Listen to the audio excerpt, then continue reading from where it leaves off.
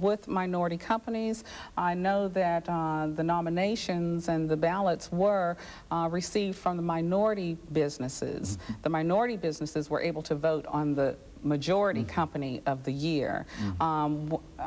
Yeah, that's right, Betty. The key to it, and what really makes it so rewarding, is that these companies not only have demonstrated, they have put to the bottom line.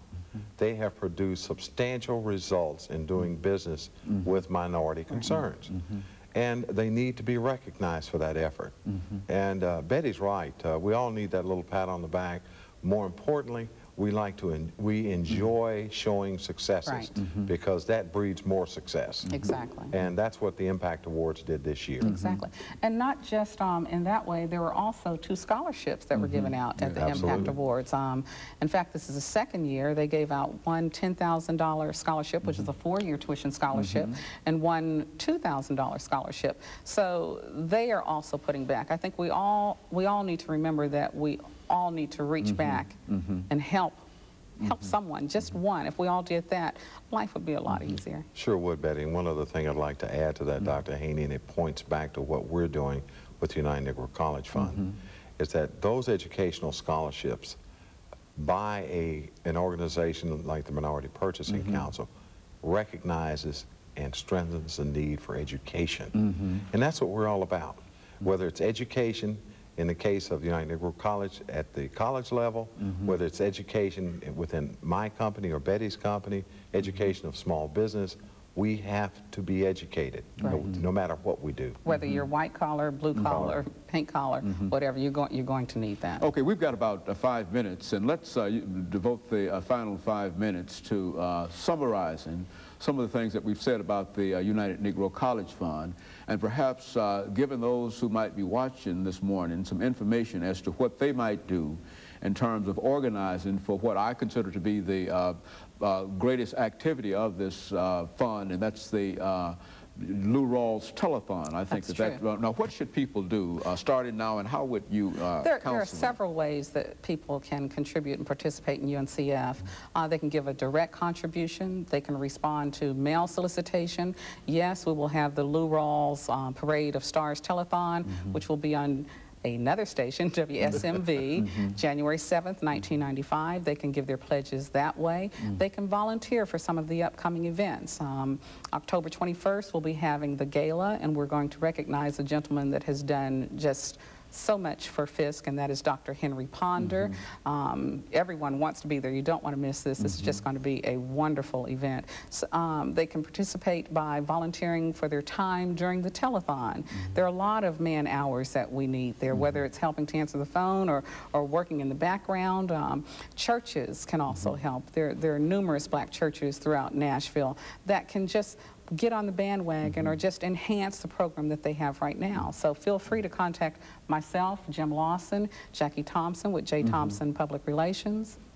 As a matter of fact, we had Dr. Ponder on this show not long ago, Ms. Marshall, and he said that you were quite involved in terms of creating support for the upcoming UNCF telethon and etc. Why don't you give our audience some idea as to the kind of responses that you've found in terms of your campaign solicitation up to this point? It has just been wonderful, and I guess I consider it part of my duty, part of my responsibility, and I'm sure that Jim feels the same way, to make this one of the most successful campaigns ever.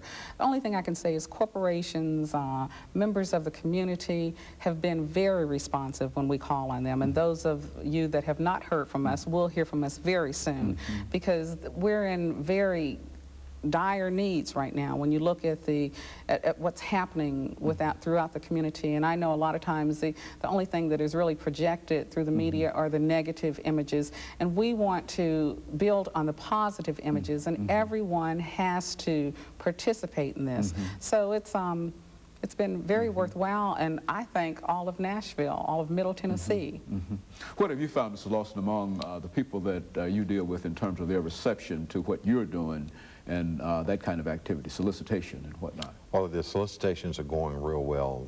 I can really echo a lot of what Betty has done, and Betty is doing such a fantastic job. It's hard for me to hold on and keep up with what she's doing. There is something, though, that and if we have time, I'd like to appeal to a lot of the individuals out in the community who somehow feel left outside of the circle.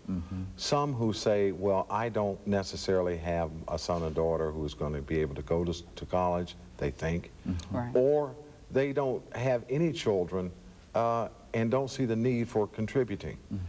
And my response to that is this community needs to realize that supporting the United Negro College Fund, and in our case even more poignant, supporting Fisk University, provides the teachers, provides the higher education educators for the future.